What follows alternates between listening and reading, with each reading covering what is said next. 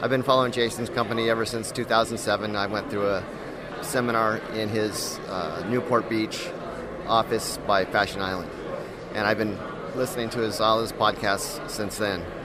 Always wanted to buy some more, but a couple years ago, we went on the property tour in Cincinnati, and it was great. We actually sold our Texas property and did a 1031 exchange in Hamilton, Ohio, and they've been working out great for us ever since. This just in 2017, last year, we sold our home in Chino Hills that we lived in for 25 years, raised our family and all that. We're taking all our proceeds and we're going all in on rental properties. And the funny thing is, we're kind of following Jason's lesson to the T, and it's working out great for us. We're not going to buy again in California. We're renting actually in Newport Beach, California. I got into real estate investing because I've been a student of the stock market for years and years, and it just doesn't seem to make sense to me anymore. Besides what Jason says, it just seems like the guys at the top make sure that they win and you don't win, which, it's just, I feel the same way even before Jason said that. And the fundamentals don't seem to make sense to me, but there are fundamentals in real estate and income property investing that aren't going to be able to be changed by high-frequency investors or anything like that. The fundamentals are there, and they're going to stay there. I'm fine with income properties, the slow and steady approach.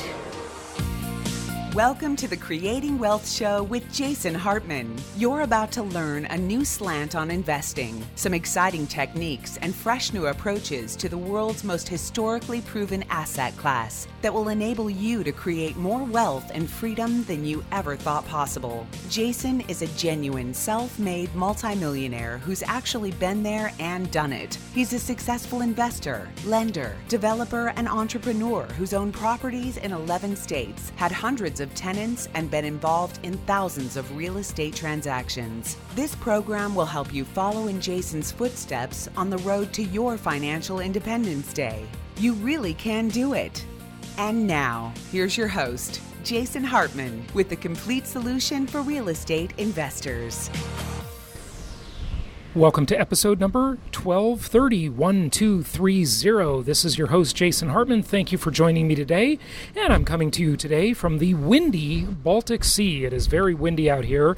And on the ship's monitor, it says that the waves are 8.2 feet. Now, they don't look that big from way up here, but I suppose if we were to go down at the water level on the ship and look out one of the portholes there, those waves would look a lot bigger than they are here. But it is windy. I don't know if you can hear the wind or hear the swells. It's chilly and brisk. Carmen, have you worn shorts on this trip at all? I brought a whole bunch of shorts with me, and I haven't worn any shorts. I did wear my shorts for 30 minutes and then change immediately.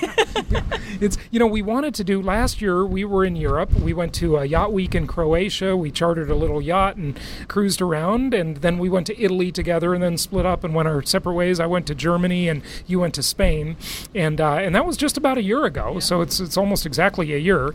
One of our complaints was that it was too hot. So when we came to Europe this year, we came up to Scandinavia thinking, it'll be a nice temperature, and it's actually quite chilly. It is kind of cold, and the wind is so strong that, there's no way you can wear shorts or swimming suits in this trip. Yeah, I hope somewhere on the rest of this trip I get to use my shorts.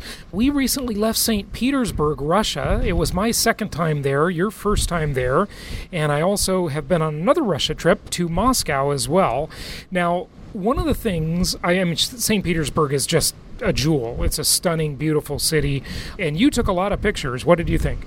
Well, I think if I have to sum it up with one word, it would be opulence. I have not seen so much gold and, buildings and cathedrals. It's unbelievable. It was more than I was expecting. It is beautiful for sure, but it's a big city. There's a lot going on, and you can see a lot of the history just walking on the streets. It's amazing. I highly recommend that our listeners visit Russia. That is a super fascinating place. And by the way, speaking of fascinating places, I should mention, because I don't think I've mentioned on the podcast yet, several of you emailed me after the feds changed the Cuba travel guidelines and said that the cruise ships can no longer go to Cuba. So we were very saddened about that because we have a Venture Alliance trip that we had planned. Of course, you heard me talking about that, to go to Cuba. And then I just read an article that Russian battleships are in the cruise ship port in Havana, Cuba.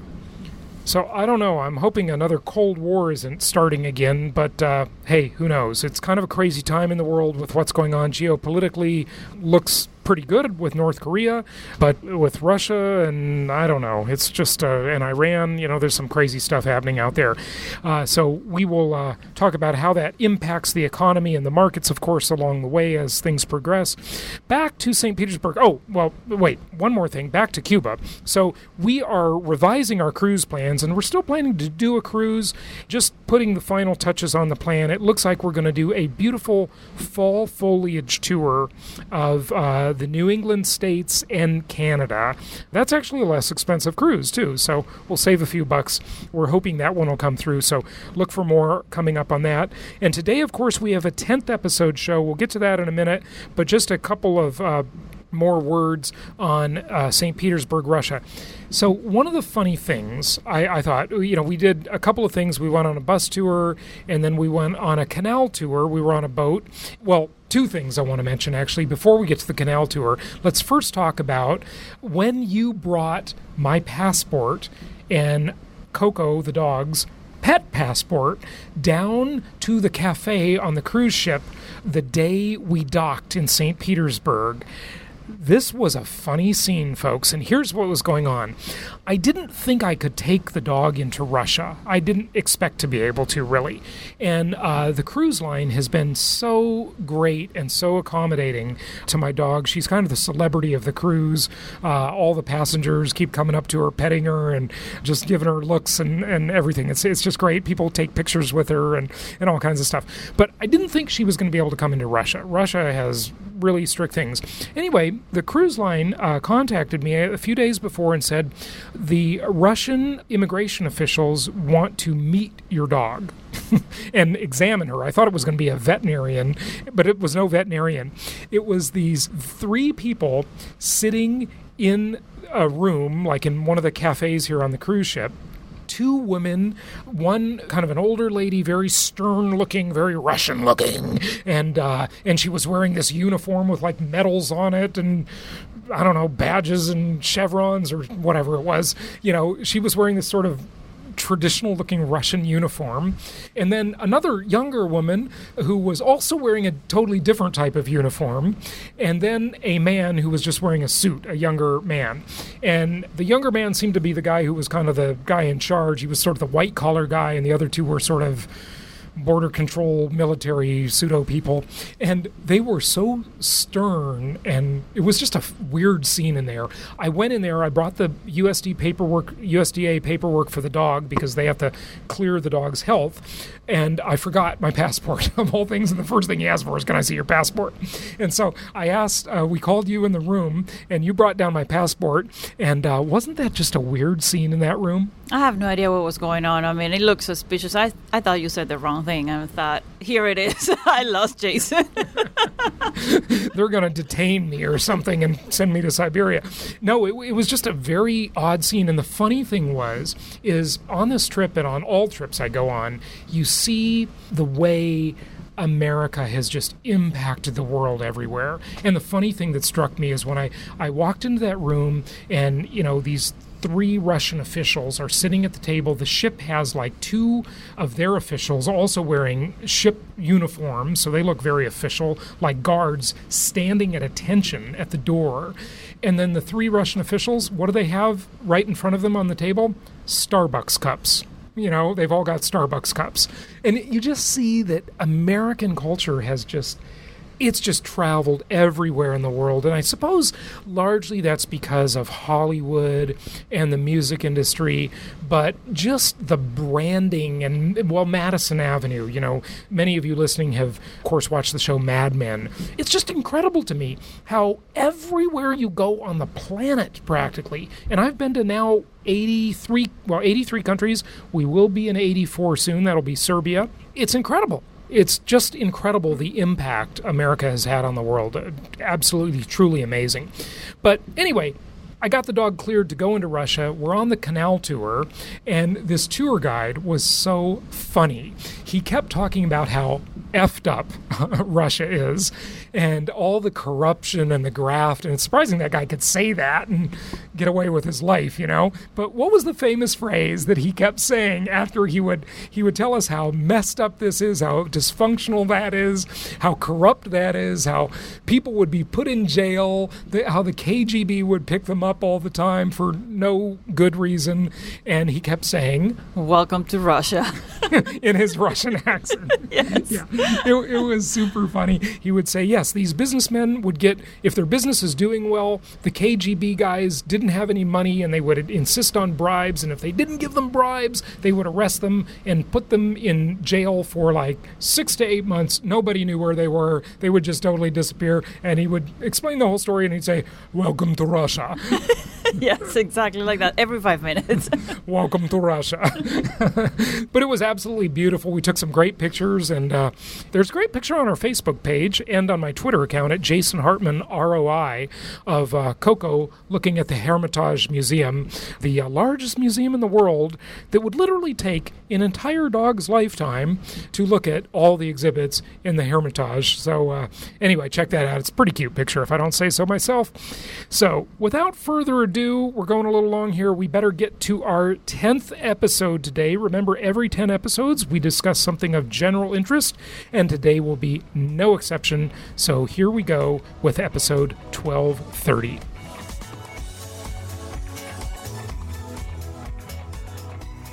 It's my pleasure to welcome Michelle Tillis Lederman to the show. She is CEO of Executive Essentials and best-selling author of the 11 Laws of Likability, Relationship Networking, People Do Business with People They Like, and the new book, The Connector's Advantage, 7 Mindsets to Grow Your Influence and Impact. Michelle, how are you? I'm great. Thanks for having me on the show. Good to have you. You're coming to us from New Jersey, right? I am a Jersey girl. So likability, I mean, if this is the secret sauce to life, isn't it? I think likability and relationships are the keys to happiness, success, all of the good stuff. Take us through, I like how you've really laid out and made very clear these laws of likability. Take us through some of those. I don't think we'll have time to hit all of them, but just highlight them for us if you would. Sure. I break them up into the core, the thread. Number one is the law of authenticity. And then structure is basically what we do before, during, and after a conversation. So the before laws are authenticity, the law of self-image, and the law of perception. So how we see ourselves, how others see us, and the law of energy. And that's kind of getting our head and our mindsets all in the right place. And then we move on to the conversation where we focus on the law of curiosity, which gets our conversations going, the law of listening, which enables us to actually be in that dance of a conversation, the law of similarity, how we find those commonalities and connection points in the conversation, and then the law of mood memory, which is how we ensure that somebody feels good in that exchange with us. Mm-hmm. Mood memory. Can you elaborate on that one? I think the others are, people have a clue as to what you're talking about there, but what is mood memory? Sure. Mood memory is the idea that we will remember more about how someone makes us feel than anything that they said. Have you ever been like walking down the street with like a big grin on your face and looking really silly if anybody looked at you because you were thinking about something or someone? Right. Sure. Yeah. That's the idea of mood memory. And you don't know exactly what, but you're got that blank eating grin on your face. Right. So you're saying that we want to give someone that mood memory in the conversation, right? Yeah, we want somebody to feel good in our exchange. And it could be a lot of different things. It could just be the attention that you're paying somebody. It could be the interest you're showing in them. It could be the similarities that you find, the common interests, the common values, the common experiences. It could be that you asked for advice and made them feel valued and valuable. So a lot of things can contribute to that mood memory. Okay. Any tips, like any specific things we should drop into a conversation or things we should say on any of the topics, but maybe especially mood memory? It isn't about, and I don't believe in scripts. I really believe in individual exchanges with one person, and it will look completely different. When I say that, I don't mean a script, but I mean more like talking points, a conceptual framework, I think about the anatomy of a conversation. So we're still kind of in those middle 4 laws of the book. Mm-hmm. And if I were to kind of lay you out for a conversation that ensures a good close, we start by asking a question that we're really interested in, an open-ended question that gets somebody talking. As we are moving through the conversation, we're listening and probing for more information without interrogating. Mm-hmm. And we're listening and sharing some of ourselves. So we have to make sure that that opening question is really something that we're comfortable sharing about as well, and we're interested in. Because if we ask something we don't care about, the conversation's not going to go very far. Mm-hmm. Okay. And step 3 of the anatomy is the extension, the connection. That's when we're looking for those similarities. And that's where connection forms, is when we find that aha moment, or, oh, you too, I was that, or I know that person, or whatever the association or common shared experience or value makes us start to feel connected to somebody. And that's the point in the conversation when you're looking for your follow-up, your next point of contact, because the goal of a connector is always to move from conversation to connection. So we don't want the conversation to just be one and done. So once you know what that follow-up might be, you're ready to close. And that's where mood memory comes in. We want to think about, how do we close a conversation down without making them feel like we're done with you? Mm-hmm. Right. Yeah, good point. You might also even take that into the concept of maybe Seinfeld when they're ending, like leave on a high. And there was even an episode about that. Will they remember the last thing from the conversation? Is that one of the points of the mood memory concept? The attention span of people usually is highest at the beginning and highest at the end. Mm-hmm.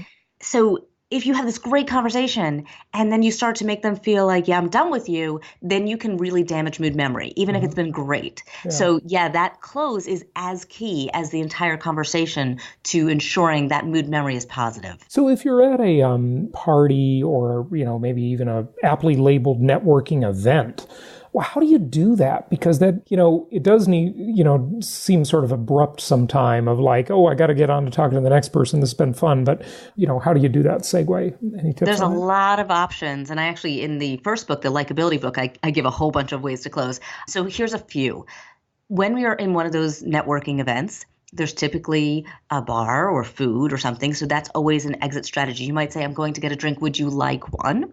And that exit or to join. But in that transition, when you're both getting drinks, sometimes that separation happens naturally. Mm-hmm. What also happens as you're transitioning to another location is you can pick up people along the way. This is actually one of my favorite ways to close, which is really to open the circle of conversation to include others, which changes the dynamic. So if I'm having a conversation and we kind of hit our ending point, what I might say is, that person over there looks like they're looking for somebody to talk to. Let's go over there and invite them to join us. Mm-hmm.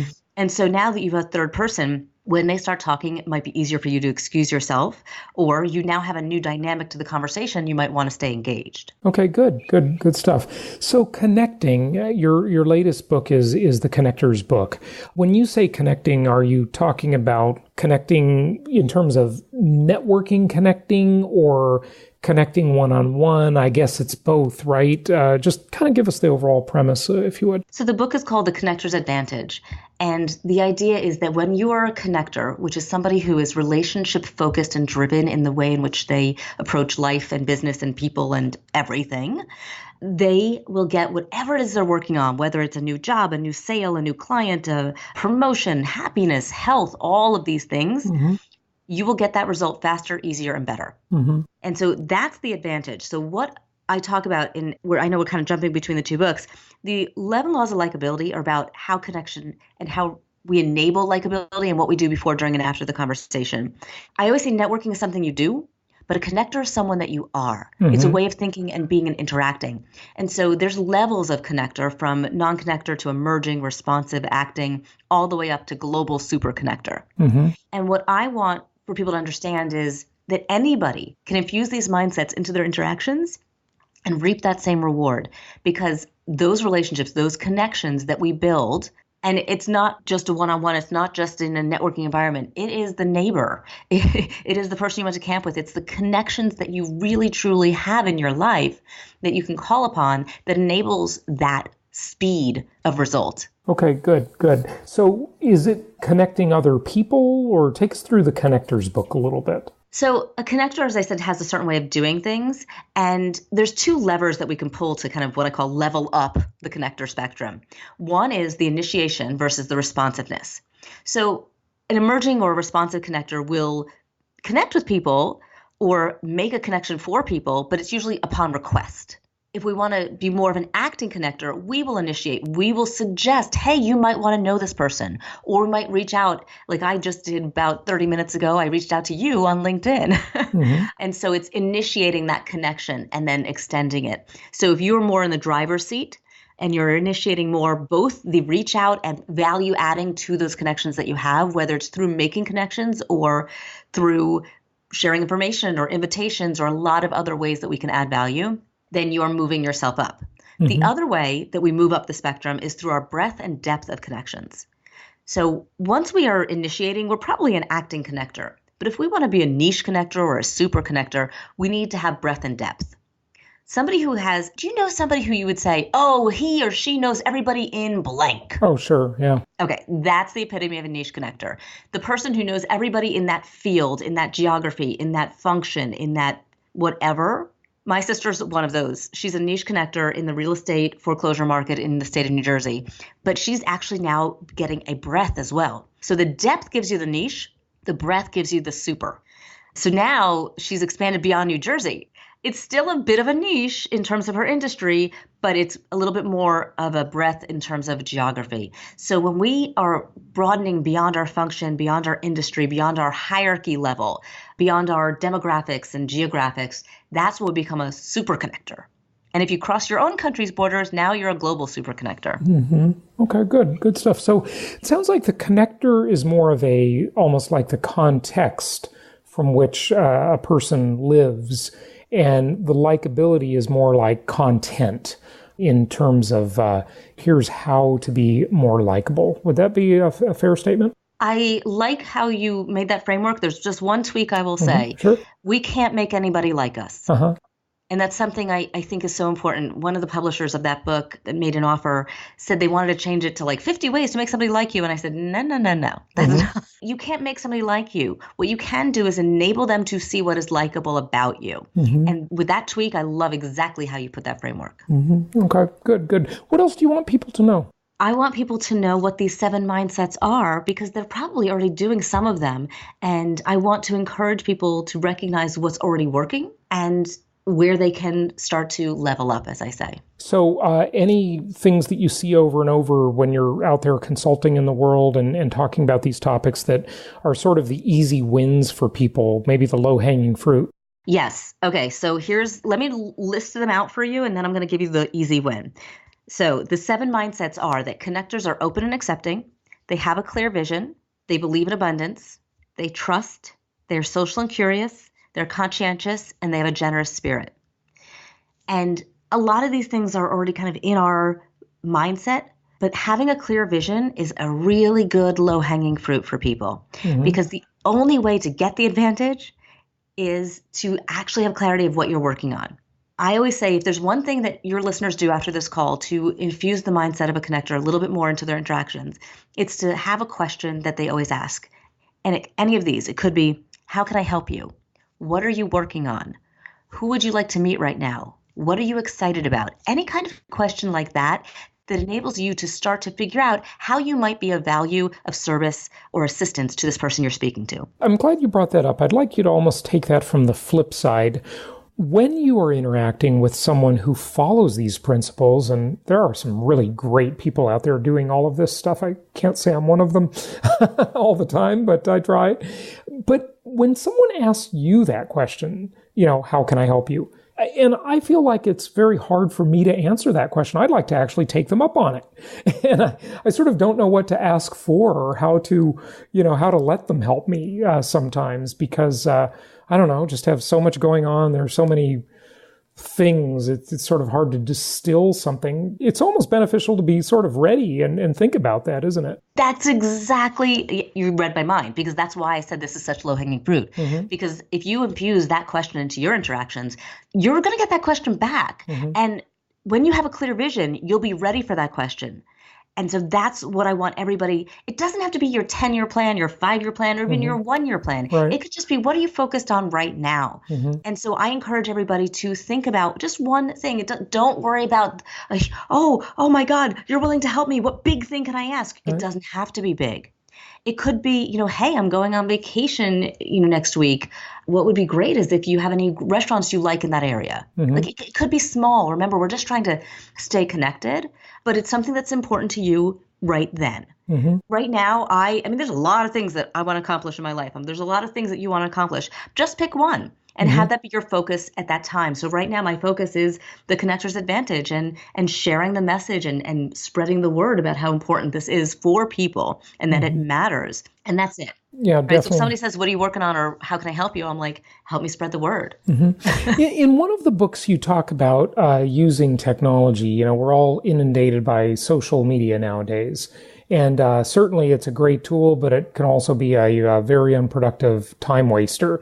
Any suggestions for using technology to sort of increase one's ability to connect? Absolutely. I'm a little technophobe, but not compared to most people. Like, I'm one of those middle of the road adopters. So my feeling is, don't overdo it in terms of being on every social media platform out there. Think about where the people you want to connect with are and pick 1 to 3 platforms. I must admit I'm probably on 4, but the 4th is only because I want to see what my son's doing on Instagram.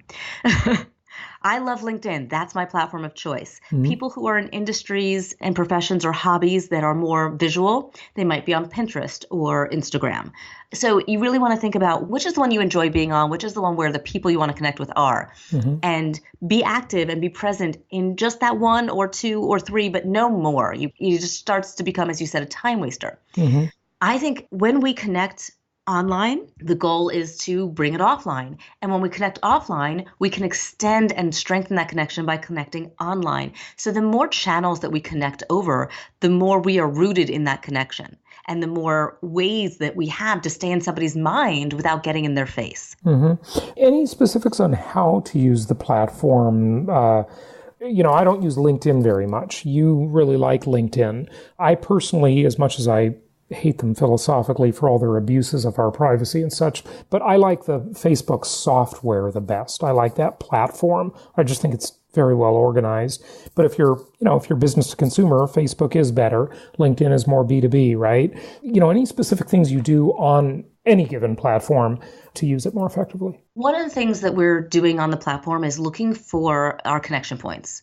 So when I went on and I connected to you on LinkedIn, I looked at who we had in common. And I look for outliers. Like, how would they know that person? Sometimes it's very, I know why they know that person. I know it. Then it enables a conversation. And so when I connect to you, I might put a note saying, how do you know so-and-so? I went to camp with them, or I went to grammar school with them. And so it creates that law of association. It creates that connection. On Facebook, it doesn't matter which platform it is. Liking something or putting a comment shows engagement. And what happens when you want to build relationship with somebody, when your name pops up in their social media, whichever the platform is, you become familiar. And then we start to build trust, and that familiarity gives us that idea that we know somebody. I actually was in the city today doing a video cast with somebody who I've known for probably 5 years, and I'd never met her in person. We've only connected online. She heard me on a podcast. She asked me to be a guest. We've Skyped, we video chatted. It's all been virtual. So you can really build relationships through all of this technology. So what I would tell you, and I'll focus on LinkedIn a little bit because that's where I spend a lot of my time, is when you reach out to somebody, reach out with a specific note. Here's how I saw you. Here's how I found you. I heard you on Jason's podcast and love this message and would love to connect. You'll get an email back from me. If you do it on the app, be careful, because on the app, you can't put a note. So then later you might want to send a message along with it, because I've gotten caught by that one myself. And LinkedIn has to fix that. But the personalization of however you are reaching out to somebody and letting them know why goes a long way. And then when they accept, extend the conversation. Don't just be like, okay, now we're connected online. Your goal is to build relationship. Good. Well, wrap it up for us, and please give out your website and tell the listeners where they can find out more. Yes, the best way to find me is at my website, Michelle, with 2 L's, Tillis, Tillis, Lederman, Lederman.com. From there, you can get to my YouTube channel. I've got Success Shorty videos with lots of tips and tricks that are about a minute long each. You can find my blog. You can find my LinkedIn. You can find my professional Facebook page. And that's another thing about social media, personal and professional. Sometimes we have separate accounts. And just tell me where you found me. I would love to connect with you. Excellent. Michelle, thank you so much for joining us. Thanks for having me on. Thank you so much for listening. Please be sure to subscribe so that you don't miss any episodes. Be sure to check out the show's specific website and our general website, hartmanmedia.com, for appropriate disclaimers and terms of service.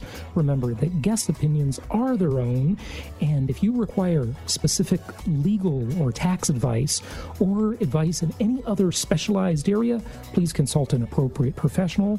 And we also very much appreciate you reviewing the show. Please go to iTunes or Stitcher Radio or whatever platform you're using and write a review for the show. We would very much appreciate that. And be sure to make it official and subscribe so you do not miss any episodes. We look forward to seeing you on the next episode.